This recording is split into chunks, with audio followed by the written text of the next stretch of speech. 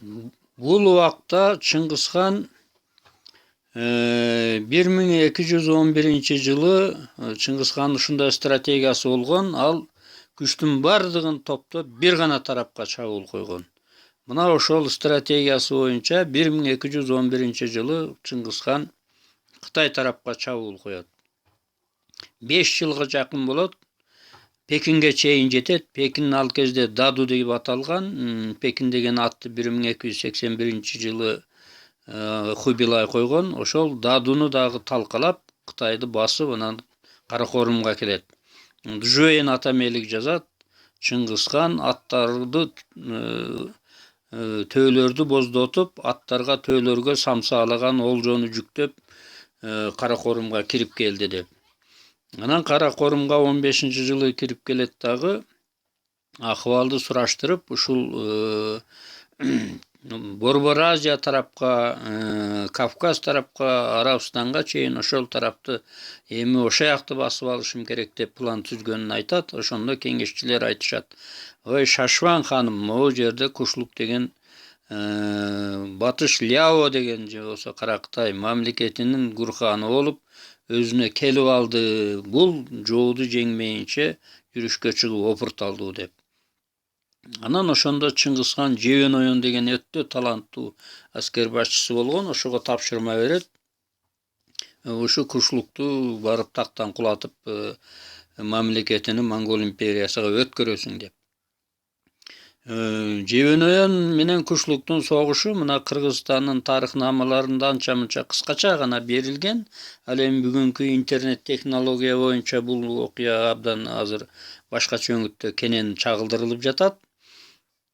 Жебен ошо Каракорумдан чыгып, биринчи Кушлук менен Жет сууда беттешип, ошо жерде талкалап, анан ошодон эле Кушлук качып жүрүп отурду. Анан аны токтобой кубалап жүрүп, Бадакшан тоолорунун арасында колго түшүрүп башын алды деп коет. Ал эми азыркы жаңы тарыхый изилдөөлөрдүн негизинде Кушлук менен Жебен ортосунда согуш 1216-жылдан 1218-жылга чейин, же болбосо 2 жыл 4 айга жакын согуш болгон. Бул өтө чоң убакыт. Анын кандайча болгондугу дагы азыр такталып, жаңыдан маалыматтар берилип жатат. Жебен менен Кушлуктун ортосундагы чоң согуш ушу Баласагында болгон. Баласагын бул Кушлук тарабынан негизделген эме башта эле болгон, бирок Кушлук кеңейтип ушу Каракытай мамлекетинин экинчи борборуна айландырган. Кушлуктун резиденциясы да болгон. Анан Кушлук Жебен менен ошол Баласагындагы салгылашууда аягына чейин күтпөй качып чыгат дагы Кушлук. Анан Кашкарга келет. Кашкарга Жебен ошо жактан аттарын толуктап, курал жарагын толуктап, өзүнө келгенге чейин 2-3 ай убакыт өтүп кетет. Ошодон пайдаланып, Кашкардан токтобостон ал жердеги көптөгөн баягы урууларды алып баштап, ушул Алай өрөөнү тарапка, Алай тарапка баягы жол тартат. Эми Чыңгызханды кээ бир тарыхчылар эски тарыхнамада тим эле Кашкардын эли Чыңгызханды кол чаап тосуп алган деп жазып жүрүшөт.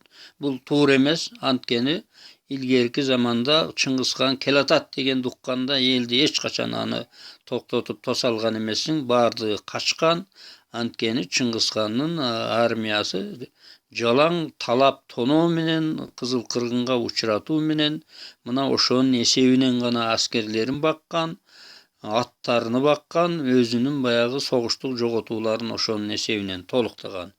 Мына ошондуктан азыркы жаңы маалыматтар, жаңы келтирилген айтылган баяндоолор боюнча алып карасак, Кашкардын эли ошо жерде, Кашкар бул Улуу Жибек жолунун борбору болгон. Ага Кытай тараптан 12 багыттан кербендер келип, ал эми Кашкардан 8 багыттан туш тарапка чыгып. Кутту немеден Бишкектен Kettirler. Rahmat, maqsadingizga yeting. Ne tilesangiz qabul kelsin. Biz qo'sha 80ga kiring, 90ga kiring. O'ynab kulib, bola chaqa tug'an urib, eli yurtingiz bilan tinchaman yashayvering. Yaxshilik bo'lsin. Alloh. Bu keskin bir Gildir uçak zımırap, bendeki oylar cıyılar ki, kapıstan arta gelesan, kadamım karat kıvrap, bir kaşta birge baskan can, ey, bütün boy kete çımırap, ey. Körünü kalsa karanır, kömürtür o toy canamın şık dolu boz şeker, şınarlar kılmaramın, beni bir oksiyle içimde sızır karamın. Mahavat körün caygılıp, manayım bastın kaygılır. Cürümüz düştü bulakta, uygunsun kalam ayrılıp. Kartanla kıyın işekene, aytalvay cürüm ayrılıp. Kartanla kıyın işekene, aytalvay cürüm ayrılıp. Kulaksan menin ay sözümü, kalk menin hoşey, şiirim saymadığımdan yüzümü.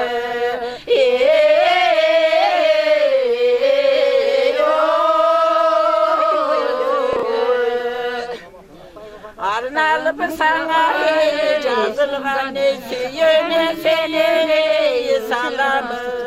Cetkende kendine yalnız kada köytün altın oy sananı.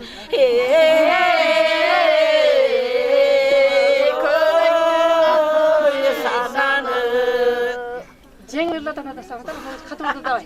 Asmanla tanıdık tere çakanda almalı vakti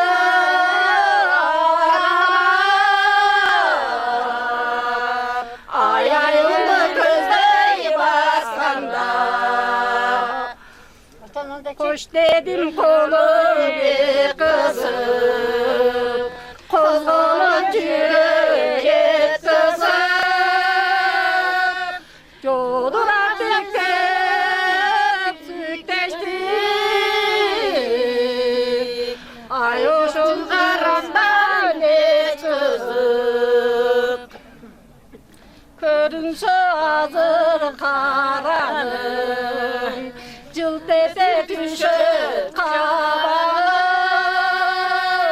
O bayım takıp kıynalar, ay okmasam bir bas kabarım. O bayım takıp kıynalar, ay okmasam bir bas kabarım.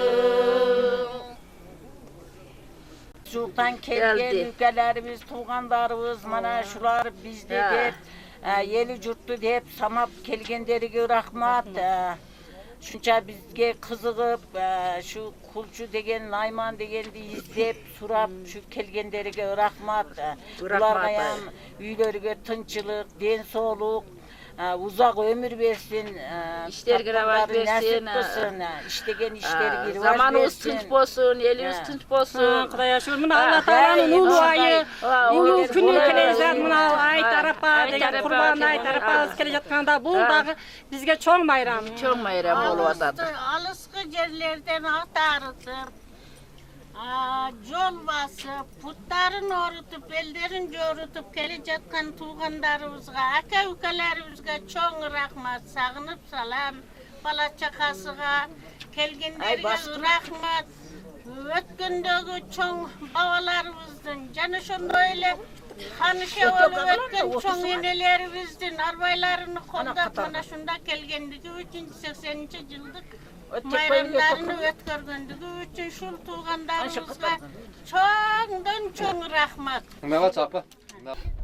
El arasынан чыккан ушу тарыхка бабалардын улуу басып өткөн жолдоруна жан дүйнөсү менен бериле кызыккан адамдар отурасыздар. Мына азыр дагы тактап айтып кетейин.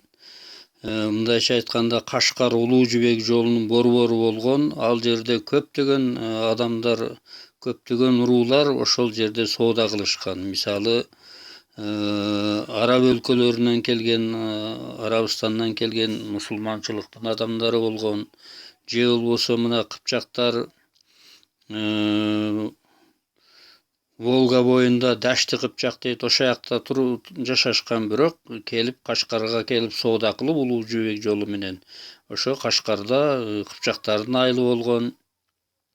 Мына азыр биз Кыргызда билебиз, Кытай уруусу бар, Кара Кытай уруусу бар, Могол уруулары бар.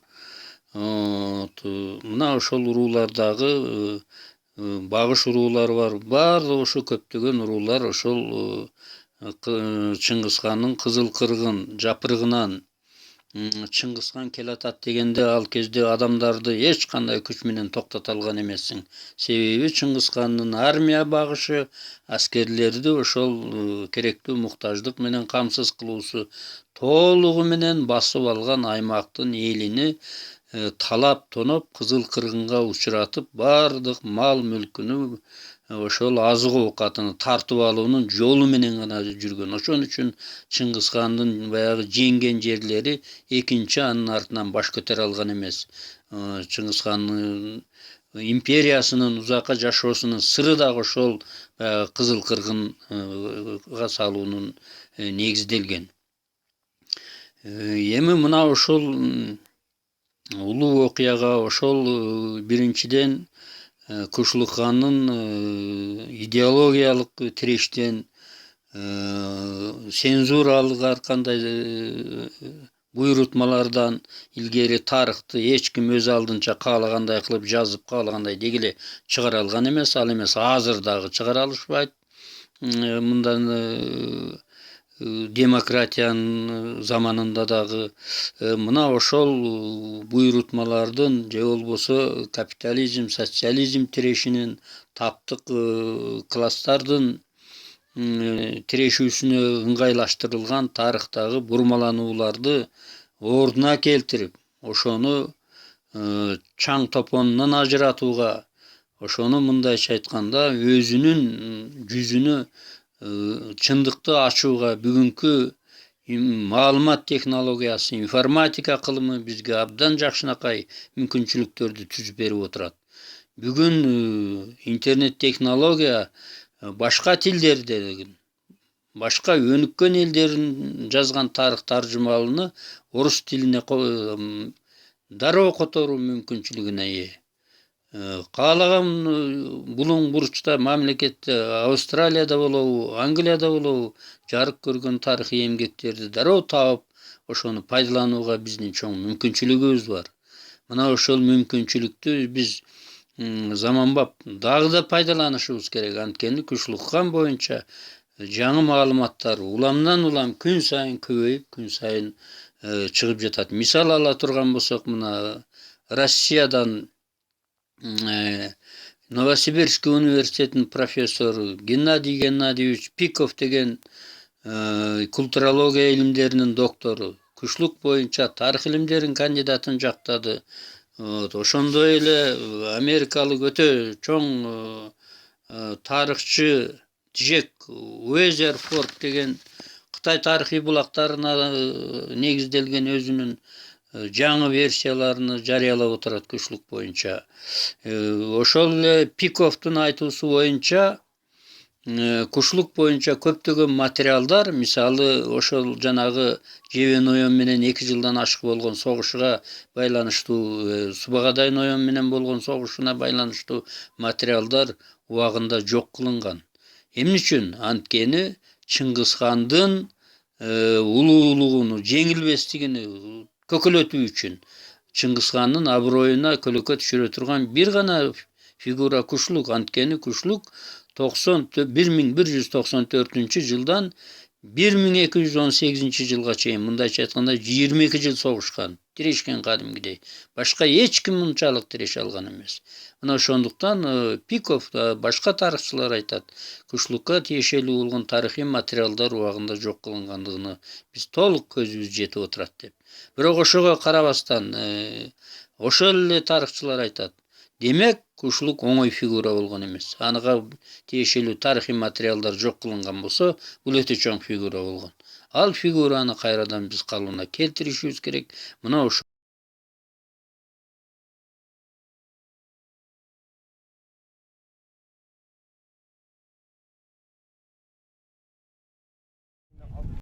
Keçirgen halbadigira şol yeni niyetlerin, şu cemaatin niyetlerin manası toplarıda diken ayman vurulları, karşı Kırgız ellerinin başkanımına karşı gelip imanlar var mesela.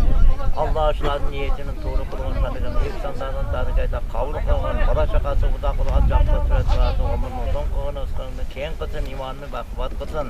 Bizim kıtsilegenler, külüyete ötüp etken avlatlarga, ruhu baklarga şu Kur'an ortada Allah Teala'nın kavru kılığın, şuvatı, rahmatı kılığın.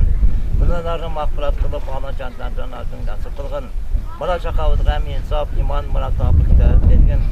Ey Allah tapkanları o da, bazı da bereket versin. Allah bulup çeken içkenle çaktırıkla gayret Allah nasip kılmasın. Nimetli degen olsa onda tilenginde de Allah Teala kabul kılsın.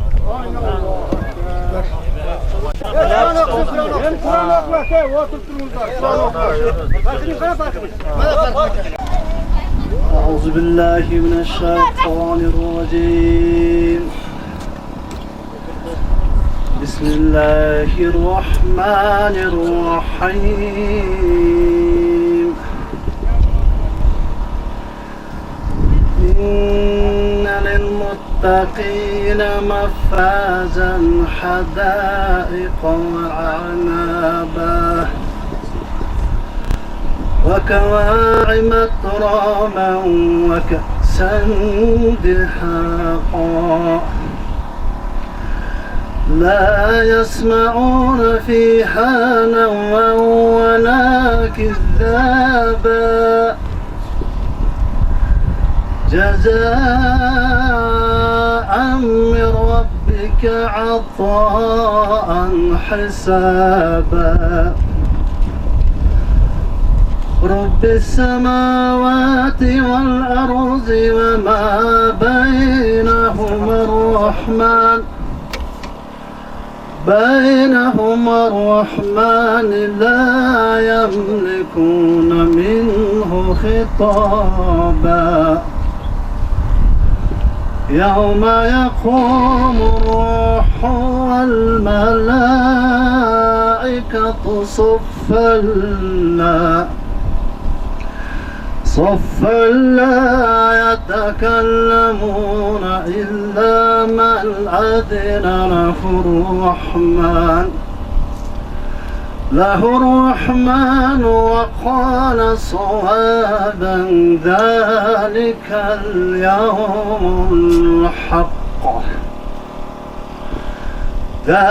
اليوم الحق فمن شاء اتخذ إلى ربه مآبا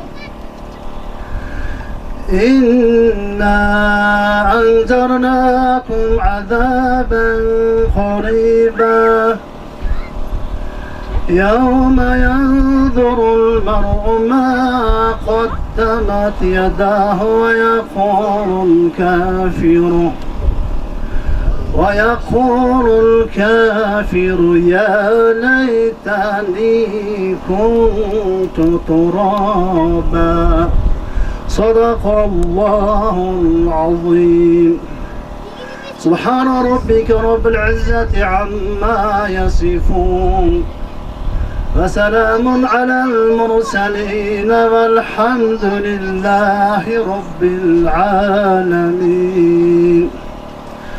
اللهم امين اللهم ارحمنا بالدعاء العزيز واجعله الامام ونور وهدى ورحمه اللهم ذكرنا منه ما نسينا وعلم جهلنا وارزقنا تلاوته أناح الليل وأناح النهر اجعله لي حجة يا رب العالمين. اللهم اغفر لنا ولوالدنا استغفر جميع المؤمنين والمسلمين والمسلمات. ربنا آتنا في الدنيا حسنة وفي الآخرة حسنة وقنا عذاب النار برحمتك يا أرحم الراحمين.